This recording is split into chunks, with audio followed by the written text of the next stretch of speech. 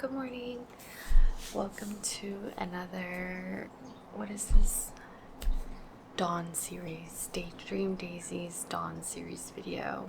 I cannot believe that we have officially wrapped up Q1 of this year. In today's video, I'd like to discuss 12 things I learned in the first 12 weeks of 2024. Usually, I'm not one to write things out. On this occasion, I've taken to my handy dandy journal to go ahead and reflect and record that. Let me grab that and then we can take it from there. 12 things that I've learned within the past 12 weeks. One lesson a week of this year. And it's a little mind-boggling that Q1 has wrapped up. So let's get to it. Lesson number 1. It's about perspective. If you see the world as a victim, if you feel like a victim, you become a victim. And therefore, you live your life like a victim. If you see yourself as the most blessed and abundant individual in this life, you become that. Recently, I had a very difficult couple of weeks. One of our babies has been really sick, and on top of that, I was bitten by a dog. And I learned a lot about that. I learned a lot through that experience on how much I have changed, because prior me would have been really upset and would have been like, oh my god, how can this week get any worse? Instead, I just laughed. I laughed it off and I said, wow, it's so funny that this is happening during a trying time as is. But I know it was an accident. I know this is temporary. I know that I'm going to heal from this wound and it's going to be fine. And I also know Jeff, the dog that bit me, really did not mean harm. It was an innate reaction, just like humans have fight, flight, or freeze. Jeff chose fight. As a reaction of feeling overwhelmed. And I'll spare you the details on how that happened. However, I don't hold anything against Jeff. Jeff is a beautiful little puppy. Well, a really big grown puppy. 130 pounds, 7-month-old dog. But yeah, I still look forward to playing with Jeff and seeing Jeff and getting to know them a little bit better and having them make me laugh. And all of that is to say that I know for a fact prior me would have been so angry, just fear-ridden, would have completely invalidated the context of the situation and been angry that I got bit because it hurts. But that's not me anymore. I'm so happy about that. That's such a small way on how changing my perspective on things has translated into my day-to-day and challenges that occur throughout the day-to-day, throughout life. If you're in a place where you do feel stuck and you feel like, why are things always going bad for me? Change that. Try changing that narrative. And you can do that by using your journal. You know this by now. I am a firm believer that if you feel like things are going bad for you, like everything is going bad for you, because when you're telling yourself that, you could just as easily ask yourself, why am I so lucky? I am so thankful that though today may feel off, I am breathing, I am here, I am now. Lesson number 2.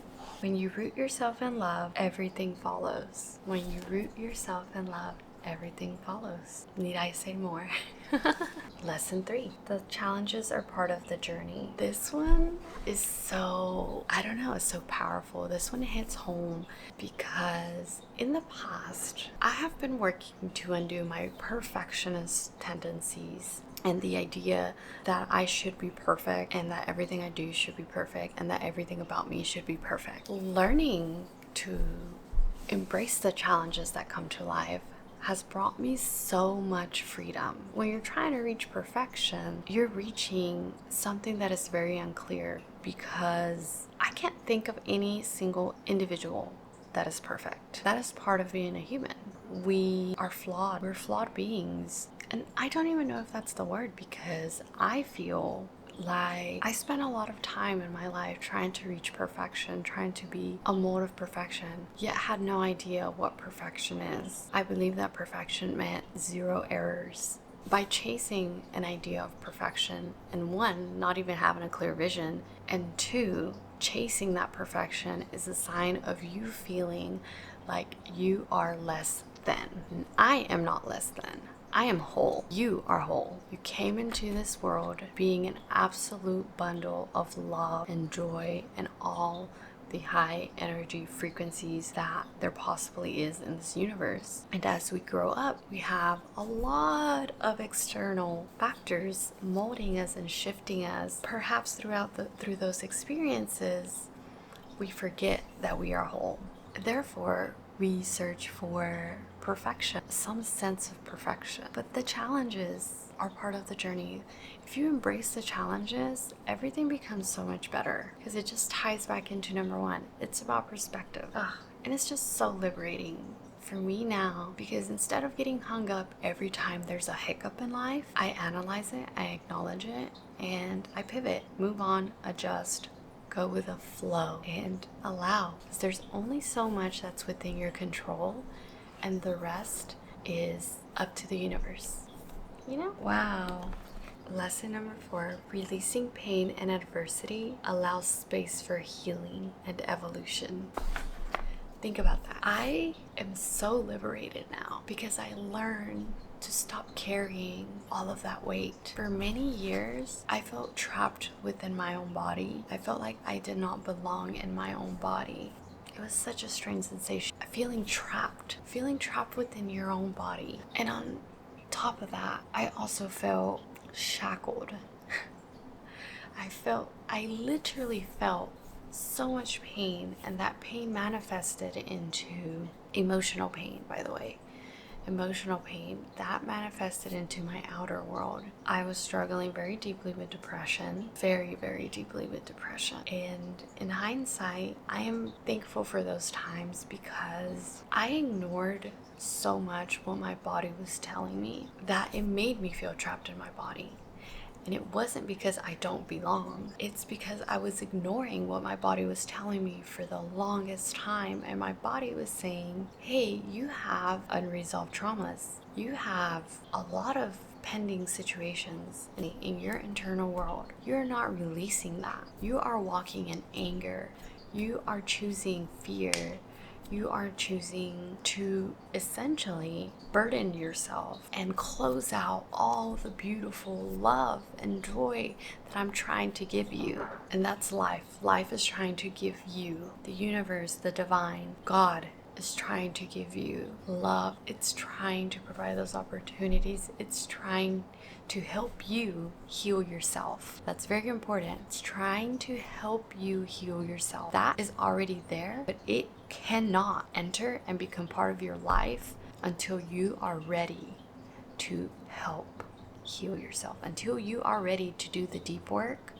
All the blessings, all the abundance, the universe, the divine God is trying to give you, you're unable to receive it. It's not because it's not there. It's your inability to allow and receive. Need I say more? Lesson number 5, consistency, show up for yourself. This consistency, show up for yourself, is something that I struggle with. There's days that I am saying, I'm going to be this person, I'm going to show up as this person, and then I don't. You might be doing the same thing. You have a vision of your highest self. You know who you want to become. You know what you want to be, yet you don't show up for yourself. The only way to become that person, to become that vision, is through consistency. And consistency is doing something at a repetitively I don't know if that's how you say it. Consistency is doing something over and over again. Una y otra vez.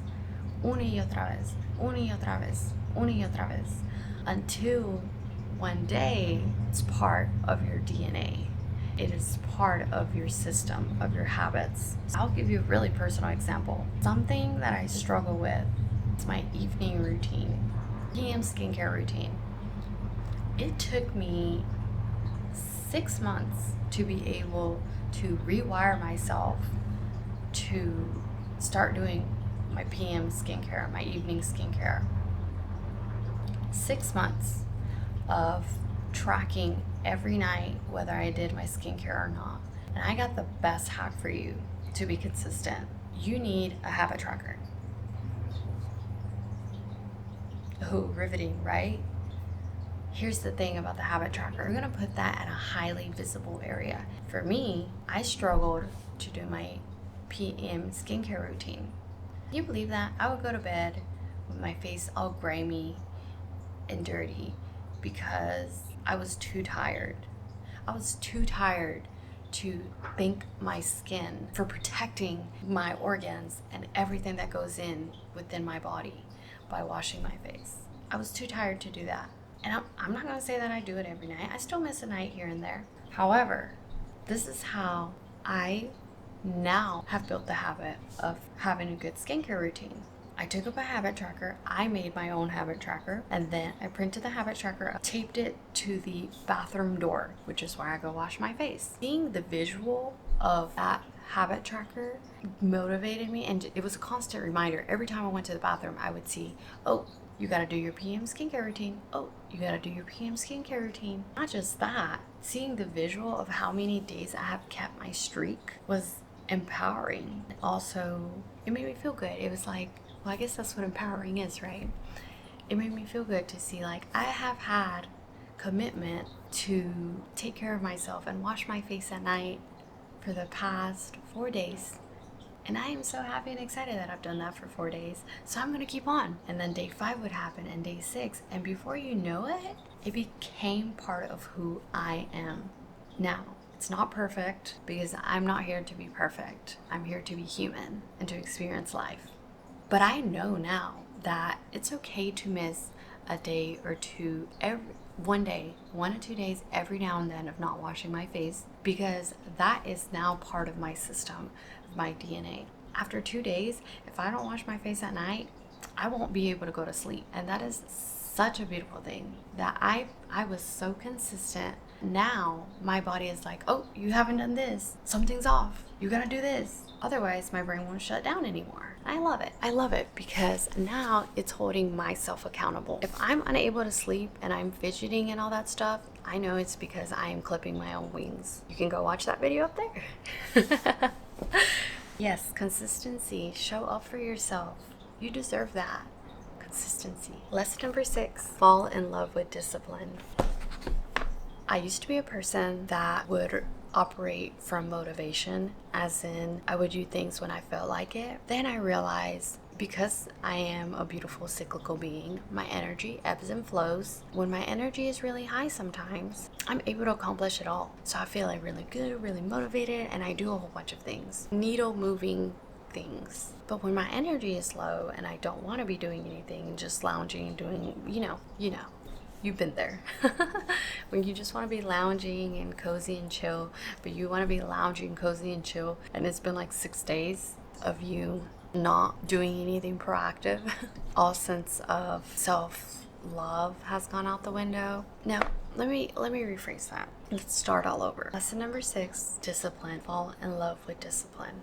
Discipline and consistency go hand in hand. So if you are being consistent, you are showing up for yourself every single day, or most days. You're showing up for yourself 99% of the time. That is consistency. That consistency builds discipline. In order to be consistent, you have to show up for yourself even when you don't want to, even when you do not feel motivated. Doing things even when you do not feel motivated, that is discipline. And you should fall in love with it. Once you fall in love with doing hard things, everything becomes easy.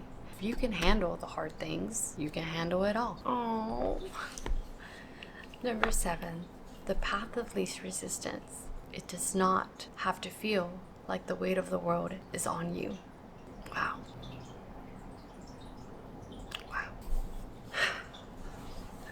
As said earlier, there was a time where I felt trapped within my body, and maybe you do too. Maybe you're not even able to describe it. I felt like I didn't belong, not even in this vessel, which is my safe haven. I was carrying a lot, and it did feel like the weight of the world was on me. most of that was self-imposed. Realizing that you should not always be doing, and hustling and, I wish I knew how to explain it better. For a very long time, I did believe that unless I was being productive 100% of the time, then I wasn't worth it, you know? Because if I'm not being productive, then what am I doing with my life? I'm not trying to improve. But you have to rest and you have to allow and you have to flow. It shouldn't always feel like a chore. It shouldn't. Things don't always have to feel like you're going against them.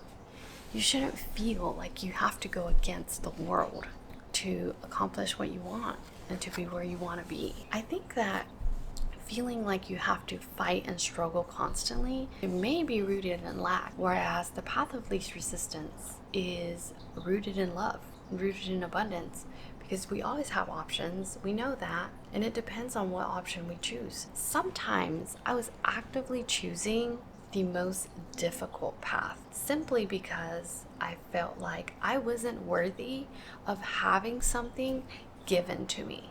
If you're like me, I would like to challenge you to reconsider how you are operating, and if absolutely everything in your life feels hard and difficult, then maybe you should revisit that and find out why, because it does not have to be that way. Again, the universe is there to provide for you. You have to allow that to happen. Things should not be extremely difficult at all times.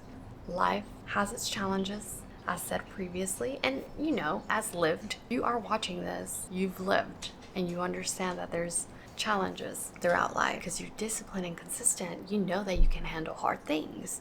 So why would you not just allow and flow with life, the path of least resistance?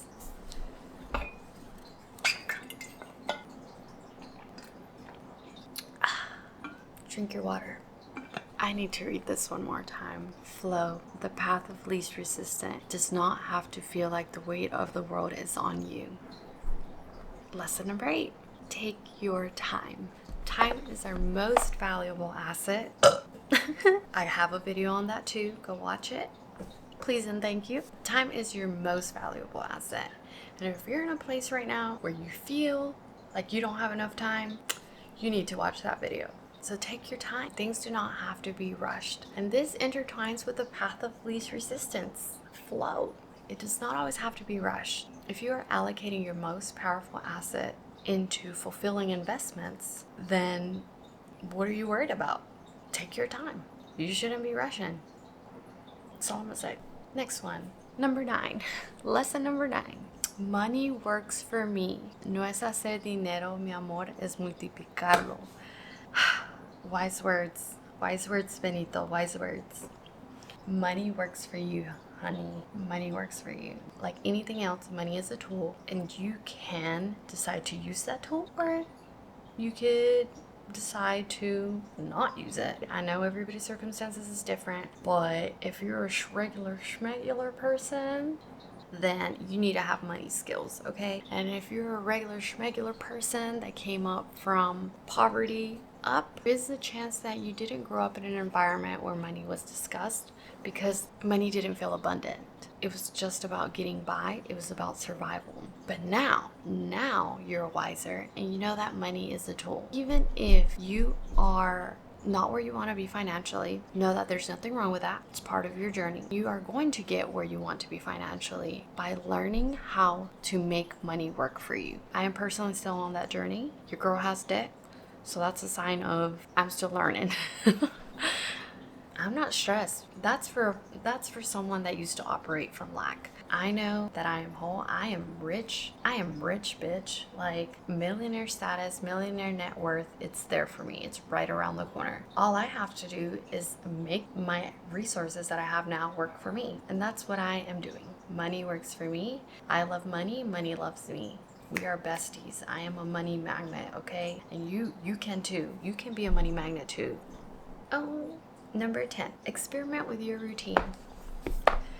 Oh my God, guys. When I accepted that life is cyclical. I'm not who I was even a week ago, or and I accepted that even though I had a routine that worked for me for a very long time, because I've evolved and I've changed so much, and because you've evolved and you changed so much, it only makes sense that your routine has to change, or that your systems have to change. For some reason, my brain, or I was resistant to that. I could not. For some reason, I could not. I was just like, if it worked for me then, why do I have to change it now? And then that made me miserable, of course, because I was trying to implement a system and a routine that worked for a prior version of myself. That routine and system didn't honor the version that I am now. So experiment with your routine. Through experimentation, you will land on something that empowers you, propels you, levels you up. That's the beauty of routines. When you have a really good routine and good system, it's the foundation for your day, for your week, for your month.